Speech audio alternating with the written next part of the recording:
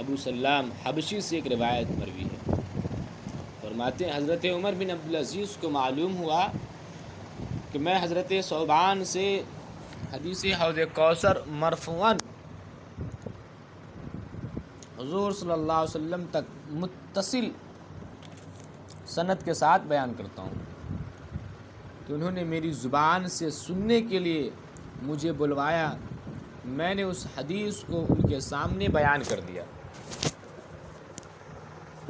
حضرت ثوبان رضی اللہ تعالی فرمایا کہ یا حضرت صلی اللہ علیہ وسلم فرماتے ہیں کہ میرا حوض شہر عدن سے اردن کی راہ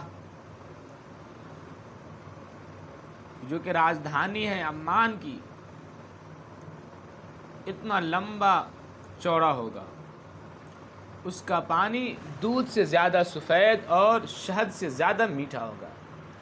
قیامت کے دن میدان محشر کی سختی، دھوپ اور گرم میں جو شخص اس میں سے ایک دفعہ بھی پی لے گا، ایک قطرہ بھی پی لے گا، ایک گھونٹ بھی پی لے گا، تو جنت میں داخل ہونے تک دوبارہ پیاس نہ ہوگا، پیاس کی شدت محسوس نہ ہوگی، پیاس لگے گا ہی نہیں۔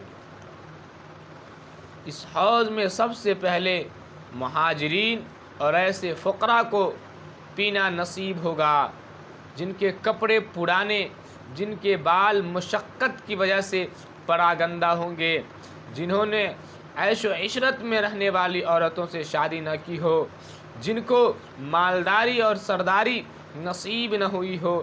جب حضرت عمر بن عبدالعزیز نے یہ حدیث شریف سنی تو زار و قطار رونا شروع کر فرمایا اور کہنے لگے کہ میرے کپڑے بھی اچھے، زیب و زینت کی عورت عبد الملک بن مروان کی بیٹی فاطمہ سے میرے نکاح ہیں، بادشاہت بھی میرے ہاتھ میں ہے، اور ہر چیز ہمارے سامنے ہے، آرائش کے ہر تمام چیز ہمارے پاس دستیاب ہیں۔ قسم کھا کر فرمایا کہ آج سے میں اس وقت تک غسل نہیں کروں گا جب تک کہ میرا سر پراگندہ نہ ہو جائے، اور بدن کا کپڑا اس وقت تک نہیں دھوؤں گا جب تک گندا نہ ہو جائے۔ چنانچہ حضرت عمر بن عبدالعزیز نے پورے دور خلافت میں ایک ادنا فقیر مسکین کی طرح زندگی گزاری۔ اللہ اکبر! یہ ہوتے ہیں بادشاہت اور ایسی بادشاہت کہ اللہ اکبر! ایک حضرت ابو بکر بن ابی شیبہ راوی حدیث سے وہ کہتے ہیں کہ حضرت عمر بن عبدالعزیز کا انتقال ہوا، ان کو قبر کے پاس رکھا گیا تو ایک تیز ہوا چلی اور آسمان کی طرف سے ایک صحیفہ آ کر گرا جس میں یہ عبارت لکھی ہوئی تھی، اللہ تعالی کی طرف سے عمر بن عبدالعزیز کے لیے جہنم سے برات اور خلاصی کا اعلان ہے۔ اللہ اکبر! اور اس صحیفے کو ان کے کفن کے درمیان داخل کر کے ساتھ میں دفن کر دیا گیا۔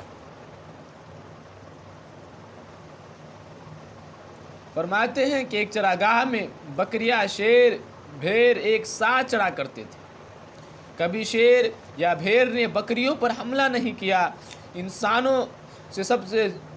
جب انسانوں سے تمام ظلم اٹھ گیا تھا تو جانور اور درندوں سے بھی ظلم ختم ہو چکا تھا، مگر جس وقت عمر بن عبدالعزیز کی وفات ہوئی، عین اسی وقت یہاں پر ایک بھیڑیے نے ایک بکری پر حملہ کر دیا۔ اسی وقت موسیٰ رحمہم اللہ نے ان اللہ پڑھا اور کہا کہ اللہ تعالیٰ کے کسی ولی کامل اور عبد صالح نیک صفت انسان کی وفات ہو گئی ہے، ان کی ہلاکت ہو چکی ہے ہوگی، ورنہ ایسا ہرگز نہ ہوتا۔ چنانچہ بعد میں معلوم ہوا کہ اسی وقت حضرت عمر بن عبدالعزیز کی وفات ہو گئی۔ حضور اکرم صلی اللہ علیہ وسلم نے ایسے حاکموں اور بادشاہوں کے لیے بشارت دی ہے کہ ان کو میدان محشر میں عرش کا سایہ نصیب ہوگا۔ یہ بھی حدیث ترمذی شریف میں ہے. ایک دفعہ آپ علیہ الصلاۃ والسلام گھر سے باہر تشریف لائے. فرمایا کہ عنقریب میرے بعد کچھ ایسے ظالم امراء، ظالم بادشاہ، ظالم حکمراں اور حکام پیدا ہوں گے جو لوگوں پر ظلم کریں گے. تو جو لوگ ان ظالم حکام کے پاس جا کر ان کے ظلم کی اعانت کریں گے، ان کے ہاں میں ہاں ملائیں گے، ایسے لوگ مجھ میں سے نہیں ہوں گے اور میں ان میں سے نہیں ہوں گا. اور نہیں ایسے لوگ قیامت کے دن میرے پاس حوض کوثر پر آ سکتے ہیں. ایسے لوگوں کو میدان محشر کی سخت گرمی اور پیاس کی حالت میں حوض کوثر سے پینا نصیب نہ ہوگا. جو لوگ ان ظالم حکام اور امراء کے پاس جا کر ان کے ہاں میں ہاں نہیں ملائیں گے اور نہیں ظلم پر ان کی اعانت کریں گے، جو مجھ میں سے ہیں اور میں ان میں سے ہوں، قیامت کے دن میدان محشر میں وہ لوگ میرے پاس حوض کوثر پر آ کر مجھ سے ملاقات کریں گے. ان کو حوض کوثر میں سے پینا نصیب ہوگا. جس نے حوض کوثر میں سے ایک دفعہ بھی پی لیا اس کو جنت میں داخل ہونے تک دوبارہ پیاس نہیں لگے گی. ایسے ظالم حکام اور ان کے معاونین قیامت کے دن عرش الہی کے سائے سے محروم ہو جائیں گے، اپنے پسینے میں تیر رہے ہوں گے. آج پوری دنیا کا یہی حال ہے. ہر طرف ظالموں کی حکمرانی ہے، ہر طرف ظلم و زیادتی کا دورہ ہے. آج پوری دنیا میں ظالم حکمراں اور ظالم بادشاہ مسلط ہے. اور بات ادھر ادھر کی نہیں. آج ہم سعودی عرب کو دیکھیں، جو ابن سلمان ہیں، انہوں نے ایک ایسا قدم اٹھایا ہے، ایک ایسا بل پاس کیا ہے، ایک ایسا فیصلہ انہوں نے لیا ہے کہ جو اہل اسلام کے سینے کو چاک کرتا ہے، جو اہل اسلام کے ایمان کو جھنجھوڑتا ہے.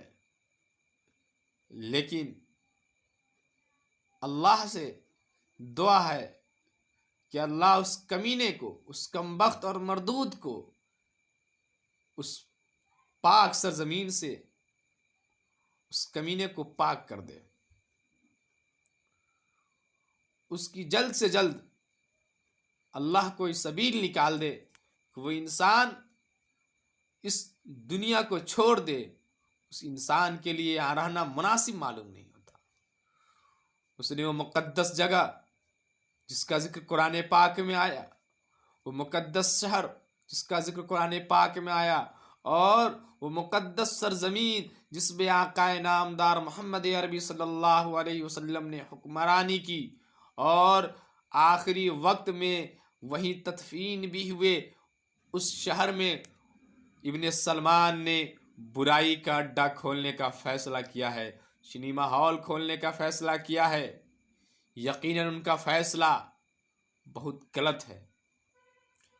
ایسے موقع پر میں تمام اہل ایمان کو دعوت دیتا ہوں اور انہیں کہتا ہوں کہ آپ تیار ہو جائیں اور آپ ایسے سرزمین جسے حج و عمرہ کے موقع سے ہم زیارت کرتے ہیں، آقا نامدار محمد عربی صلی اللہ علیہ وسلم کے روضہ اطہر کی زیارت کرتے ہیں، اس پاک سرزمین میں گھنونی چیز، ناپاک اور گندے چیز دیکھنے کا سامان فراہم کرے.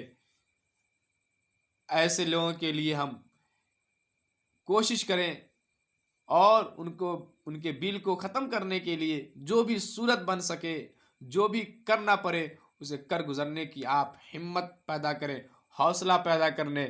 ورنہ یاد رکھیں وہ دن دور نہیں کہ جب برائی ہمیں گھروں تک آ جائے گی اور ہمارے گھروں کی عزت و آبرو